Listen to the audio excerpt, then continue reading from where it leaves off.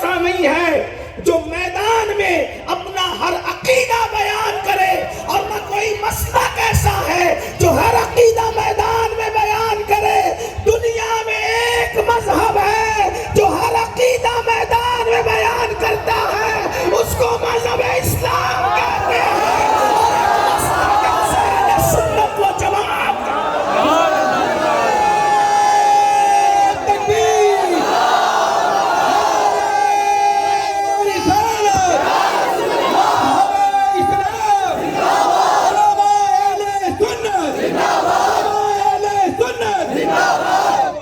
ورنہ اگر آپ سمجھیں کہ اپنوں کی محفل میں یوں ہی چیک رہا ہوں، تو لاؤ ان سے جو گوبر اور چوہے کی بھی عبادت کرتے ہیں تو چھپاتے کیوں؟ اور لاؤ ان مسلک والوں کو جنہوں نے تقویت الایمان اور صراط مستقیم لکھی ہے، اب تک درس نظامی والوں سے چھپاتے کیوں ہو؟ وجہ یہ ہے کہ چھپانے کی کوئی وجہ ہے۔ الحمدللہ ہم نہ تمہید ایمان پہ کبھی شرمندہ ہے، نہ کنز ایمان پہ شرمندہ۔ ہماری تمہید ایمان بھی چھپ رہی ہے اور ہمارا کنز ایمان بھی چھپ رہا ہے، ہماری حسام الحرمین بھی چھپ رہی ہے، ہمارا رد الرفضہ بھی چھپ رہی ہے۔ گویا کہ پتہ چلا جو حق ہوتے ہیں انہیں کان میں بھی بولنے میں دشواری نہیں ہوتی اور انہیں میدان میں بولنے میں بھی دشواری نہیں ہوتی۔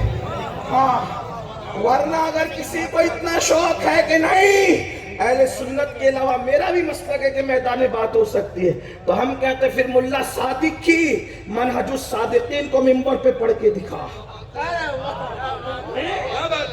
احتجاج تبرسی کی منبر پہ پڑھ کے دکھا۔ میں کن سے مخاطب ہوں آپ کو اگر نہیں پتا تو یہ لوگ جانتے ہیں کس سے میں بات کر رہا ہوں، لیکن اگر آپ کو نہیں خیال تو میں اس کو آگے، وہ نہیں پڑھتے تو میں منہج الصادقین کو آج میں پڑھوں گا آپ کے سامنے۔ لیکن اپنے نوجوانوں سے کہتا ہوں کہ یوٹیوب کے موسمی خطیبوں سے متاثر ہو کر اپنے مسلک حقہ کو شکوک کی نظر سے دیکھنے والوں، ایمان شک کا نام نہیں، جہاں شک ہے وہاں ایمان نہیں، اور جہاں ایمان ہے وہاں شک نہیں ہے، جہاں اندھیرا ہے وہاں اجالا نہیں، جہاں اجالا ہے وہاں اندھیرا نہیں ہے، دو ہی میں سے ایک ہوگا، یا اجالا ہوگا یا اندھیرا۔ یہاں اجالا ہے وہاں اندھیرا ہے، وہاں اجالا نہیں یہاں اندھیرا نہیں، مطلب ایک جگہ ضدین جمع نہیں ہو سکتے، ہے نا؟ یہی بات ہے۔ تھوڑی مشکل ہو تو آپ چپ رہنا تاکہ مجھے پتا چلے کہ بلواڑہ اور ارد گرد سے آنے والوں کو میری بات بھی کچھ مشکل لگتی ہے۔ ہاں، لیکن یہ نہیں کہوں گا کہ سمجھ میں آئے تو بولو سبحان اللہ، نہ سمجھ میں آئے تو بولو، یہ مشاعرہ نہیں ہے، یہ محفل ہے، وہ بھی چار یاروں کی محفل۔ اور لیکن اتنا میں تھوڑا چیک کروں کہ یہاں جتنے بیٹھے ہیں، یہاں جتنے بیٹھے ہیں، یا تو وہ قادری ہیں یا تو وہ چشتی ہیں۔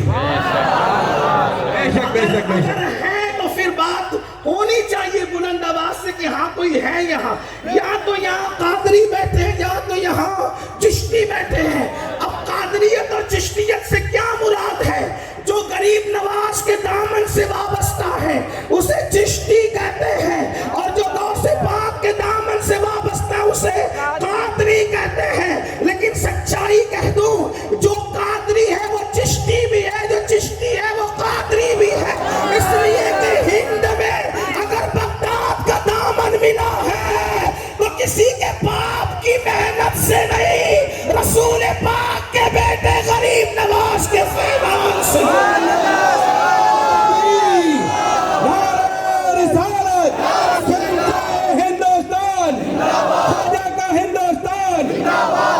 اللہ، ہم چشتی بھی ہیں اور ہم قادری بھی ہیں۔ جب بات ہے تو پہلے میں نبی کے ہر یار کی بات کر لوں۔ اگر آپ کا ذہن حاضر ہے آپ کو بس اتنا کہوں گا، میں پہلے بھی کہہ چکا ہوں، آپ لوگ سنتے رہتے ہیں مجھ سے کہ جب میں اسلامی بیان کرتا ہوں، کوئی سو رہا ہو، کوئی رو رہا ہو، کوئی کھڑا ہو، کوئی ہنس رہا ہو، مجھے کوئی فرق نہیں پڑتا، لیکن جب میں اپنے آقاؤں کو بیان کرنے لگوں تو پھر میرا دل چاہتا ہے کہ پوری محفل میرے ساتھ ہو اور سرکاروں کی بارگاہ میں خراج پیش کرے تاکہ فیضان وہاں سے ملے۔ اور صرف آپ ہی نہیں، میں اپنے علماء کرام کی بھی دعائیں چاہتا ہوں کہ ان کی معلومات میں کوئی اضافہ تو نہیں کر سکوں گا، لیکن دعائیں ضرور وہ دے سکتے ہیں، اور انہیں بھی چپ نہیں رہنا۔ کیوں؟ کیونکہ جس قوم کا امام چپ رہے گا اس کے مقتدی کیا بولیں گے؟ یہ بات آپ کو جو وہ سمجھ آنی چاہیے، لیکن میں بات عرض کر رہا ہوں تو اپنے نبی کے ہر یار کی توجہ کرنا۔ تمہید کے طور پر انسان جیسا ہوتا ہے اس کے یار بھی ویسے ہی ہوتے ہیں، آپ کو اس کا خیال کرنا چاہیے۔ اس لیے کہ اگر آپ بابا فرید الدین گنج شکر کے مریدوں پر کوئی بات کرے تو بات پھر بابا فرید کے مریدوں پر نہیں ہوتی، پھر بات اور نشانہ لگتا ہے سیدھا کس پر؟ بابا فرید الدین گنج شکر پر۔ اگر آپ بات کرتے ہیں غریب نواز کے مریدین پر تو پھر نشانہ مریدوں پہ نہیں ہوتا، بلکہ کس طرف تیر جاتا ہے؟ سیدھا غریب نواز پر، کہ یہ کیسے لوگ تھے جو اپنے مریدوں کو معاذ اللہ سنوار نہ سکے، استغفر اللہ الیاذ باللہ۔ یہ بات کوئی کہہ سکتا ہے، میں نہیں کہہ رہا ہوں، لیکن الحمدللہ تاریخ اٹھا کر کے پڑھیں، غریب نواز کے مریدوں میں کوئی ایسا نہیں ملتا، غریب نواز کے یاروں میں کوئی ایسا نہیں ملتا جس کو آپ گالی دے سکے، اس کے کردار کو گالی دے سکے۔ کیوں؟ اگر سچے چشتی ہو تو دل پر ہاتھ رکھ کر یہ بات کرنا، کیا غریب نواز کی سیرت میں یہ بات نہیں لکھی ہوئی ہے کہ سرکار غریب نواز اکثر آنکھیں بند کر کے بیٹھا کرتے تھے؟ راجستھان میں بات کر رہا ہوں، غریب نواز کے پڑوس میں یہ شہر ہے، اس لیے توجہ فرمائے۔ غریب نواز ہر وقت آنکھیں بند کر کے بیٹھے ہوتے تھے، ہر وقت آنکھیں بند کر کے بیٹھے ہوتے تھے، ہر وقت آنکھیں بند کر کے بیٹھے ہوتے تھے، اور جب آنکھ کھلتی اور کسی پر نظر پڑتی تو ہمارے عقیدے میں ہمارے بزرگوں نے یہ لکھا ہے کہ وہ نظر ڈالتے تھے تو جس پہ نظر ڈالی اس کو ولی بنا دیتے تھے، جس پر نظر ڈالی اس کو ولی بنا دیتے تھے۔ اور ہمارے عقیدے میں چونکہ یہ محفل اہل سنت کی ہے تو ہم صرف مخاطب بھی اہل سنت سے ہیں، اور جو اپنے آپ کو اہل سنت سمجھتا ہے اس سے مخاطب ہے، باقی ہمیں دوسروں کی دائیں بائیں کی کوئی پرواہ نہیں ہے۔ اس لیے کہ انسان کو مال زکات جو مال کا میل ہوتا ہے وہ دینے کے بعد آدمی بھول جاتا ہے کہ کس کس ہاتھ میں جا رہا ہے، اسے مال کے میل سے کیا تعلق؟ بس بات اتنی ہے، اس وقت میں مال کے میل سے بات نہیں کر رہا ہوں، میں اصل راس المال اور پاکیزہ مال سے مخاطب ہوں۔ توجہ کرنا سنیو، غریب نواز جس پر آنکھیں کھول کے نظر ڈالتے اس کو ولی بنا دیتے تھے، اور جب کوئی ولی ہوتا ہے تو اہل سنت کے عقیدے میں وہ معصوم نہیں ہوتا مگر محفوظ ضرور ہوتا ہے۔ محفوظ اسے کہتے ہیں گناہ کر سکتا ہے، ممکن ہے، مگر ہوتا نہیں، کیونکہ خدا اس ولی پر اپنی حفاظت کی چادر ڈال دیتا ہے۔ اگر اس کو سمجھنا ہے تو یوں سمجھ لے، جب کوئی ولی بنتا ہے، توجہ کرنا، اب میں 4 یار کو پڑھنے سے پہلے تھوڑا آپ کا ذوق دیکھنا چاہتا ہوں کہ آپ کس طرح کا ذوق رکھتے ہیں۔ اللہ پاک حدیث قدسی میں بخاری شریف کی حدیث میں فرماتا ہے، میں اس کی آنکھ ہو جاتا ہوں، اس کے کان ہو جاتا ہوں، اس کی زبان ہو جاتا ہوں۔ تو ہم نے یہ معنی نکالا کہ دیکھنا اس کا ہوتا ہے، قوت اللہ کی ہوتی ہے، یہی تو معنی ہے، اور بیان کرنے والے بیان کرتے ہیں، مگر حدیث علم ہے بغیر کنارے کا سمندر۔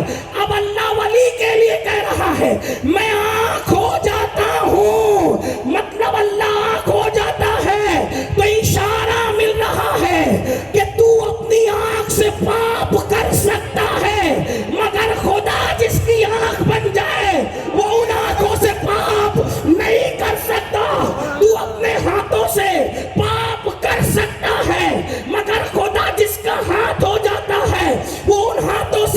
पाप जुर्म और जुल्म नहीं करता।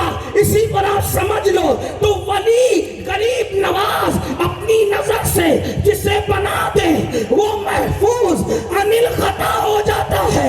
मैंने पूछा ये गरीब नवाज कौन है, तो कहा नबी के बेटों के बेटों के बेटों के बेटों के